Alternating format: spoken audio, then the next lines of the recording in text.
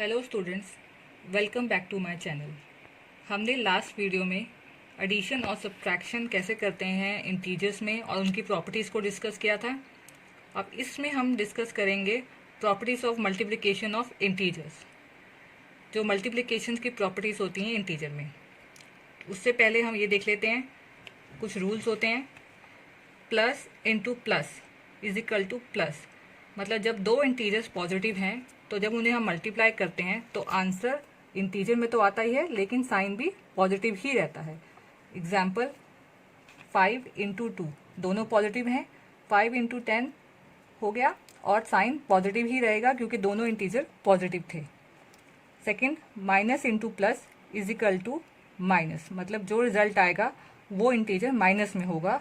Example यहाँ पर देख लेते हैं, -5 इंटू 2, 5 इंटू 2 10, लेकिन साइन माइनस का ही आएगा। और third rule, minus into minus plus, जब दो नेगेटिव इंटीजर मल्टीप्लाई होते हैं तो रिजल्ट जो आता है वो पॉजिटिव इंटीजर में आता है। तो -5 इंटू -2 इज इक्वल टू 10, और ये दो साइन पॉजिटिव का ही रहेगा क्योंकि माइनस और माइनस हो जाते हैं प्लस। अब हम देखते हैं properties of multiplication of integer. तो सबसे पहले प्रॉपर्टी होती है closure property. Closure property means कि product of two integer is always an integer, मतलब जब दो इंटीजर्स मल्टीप्लाई होते हैं तो हमारे पास रिजल्ट भी हमेशा इंटीजर में ही आता है। हम एग्जाम्पल लेके देख लेते हैं। हमने दो इंटीजर्स लिए 4 और 3, जब उसको मल्टीप्लाई किया तो रिजल्ट आया हमारे पास 12, और ये 4 भी इंटीजर है, 3 भी इंटीजर है और ये 12 भी इंटीजर है। एक और एग्जाम्पल देख लेते हैं, 2 इंटू 5 इज इक्वल टू 10, 2 भी इंटीजर है, 5 भी और 10 भी।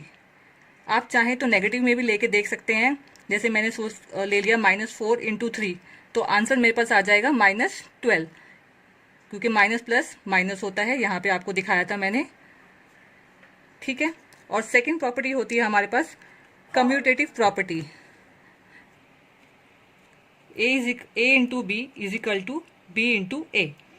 जैसे हमने लास्ट एडिशन प्रॉपर्टी में देखा था कि जब हम दो इंटीजर्स की पोजीशन को चेंज करते थे एडिशन में तो आंसर हमारे पास इक्वल ही रहता था, लेकिन सब्ट्रैक्शन में ऐसा नहीं होता था। तो मल्टीप्लिकेशन में भी वो रूल एडिशन जैसा ही रहता है, a into b is equal to b into a, मतलब मैंने जब a और b की पोजीशन को चेंज किया तब भी रिजल्ट मेरे पास वही आएगा। एग्जाम्पल ले लेते हैं, एक इंटीजर लिया मैंने -4 और एक लिया +4, तो -4 इंटू 4 इज इक्वल टू 16 और माइनस का साइन आएगा। अब मैंने पोजीशंस को चेंज कर दिया है, पॉजिटिव इस साइड ले आए और नेगेटिव उस साइड, तो जब लेकिन आंसर मेरे पास वही आएगा -16। तो मतलब a into b is equal to be into ए। अब हम चलते हैं थर्ड प्रॉपर्टी की तरफ। Third property associative property, a into B into C, B और सी को हमने ब्रैकेट में रखा, is equal to a into B bracket into सी, मतलब अगर हमने ब्रैकेट की पोजीशन को चेंज किया तब भी हमारे पास left hand side is equal to right hand side ही होगा। रिजल्ट हमारे पास हमेशा सेम होगा, सेम एज जो हमने एडिशन प्रॉपर्टी में देखा था। फॉर एग्जाम्पल लेके देख लेते हैं, a की वैल्यू ली 2, b की वैल्यू ली 3 और c की वैल्यू ली 1। तो पहले हमने लेफ्ट हैंड साइड को देखते हैं पुट करके 2, तो पहले हम ब्रैकेट को सॉल्व करेंगे बॉड मास के हिसाब से। तो 3 इंटू 1 आ जाता है मेरे पास 3 और 2 इंटू 3 इज इक्वल टू 6। अब हम ब्रैकेट की पोजीशन को चेंज करते हैं, तो a की वैल्यू है 2, b की वैल्यू है 3 और c की वैल्यू है 1। तो पहले हम ब्रैकेट को सॉल्व करेंगे, 2 इंटू 3 6, 6 इंटू 1 6, तो लेफ्ट हैंड साइड जो है राइट हैंड साइड के इक्वल है। पोजीशन चेंज करने से भी हमारे रिजल्ट में कोई चेंज नहीं आया। फोर्थ प्रॉपर्टी है जो बहुत ज़्यादा इंपॉर्टेंट भी है, डिस्ट्रीब्यूटिव प्रॉपर्टी। डिस्ट्रीब्यूटिव प्रॉपर्टी होती है a into bracket b plus c, और इस ब्रैकेट को हम ओपन करते हैं। ओपन करने से हमारे रिजल्ट में कोई चेंज नहीं आता। हम इसे डायरेक्टली सॉल्व करें या ओपन करके सॉल्व करें, हमारा रिजल्ट हमेशा सेम ही रहता है। तो हम इसे ओपन कैसे करते हैं, पहले हम a को b से मल्टीप्लाई करते हैं, a इंटू बी, प्लस का साइन है बीच में तो प्लस आ जाता है, फिर हम a को c से मल्टीप्लाई करते हैं। अब यहाँ पे भी हम एग्जाम्पल लेके देख लेते हैं, a की वैल्यू ली मैंने 4, b की 3 और c की 2। तो पहले हम इसे ब्रैकेट वाले लेफ्ट हैंड साइड से सॉल्व करते हैं। 4 इंटू ब्रैकेट 3 प्लस 2, तो बॉड मास के हिसाब से पहले हम ब्रैकेट को सॉल्व करेंगे। तो 3 प्लस 2 हो जाएगा 5 और 4 इंटू 5 हो गया 20। अब हम इस ब्रैकेट को ओपन कर लेते हैं राइट हैंड साइड में। 4 इंटू 3 प्लस 4 इंटू 2, तो 4 इंटू 3 12 आ जाएगा मेरे पास, और 4 इंटू 2 8, और बीच में प्लस है तो 12 प्लस 8 20। तो मतलब मेरा left hand side right hand side के इक्वल है। फिफ्थ प्रॉपर्टी है very easy, multiplicative identity property.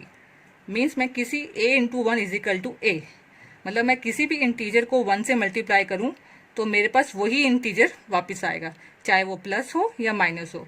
और अगर मैं उन दोनों की पोजीशन को चेंज कर दूं तो भी रिजल्ट वही आएगा, उसमें कोई चेंज नहीं होता। फॉर एग्जाम्पल हमने एक a की वैल्यू लेगी 3, तो 3 into 1 is equal to 3, 1 into 3 is equal to 3।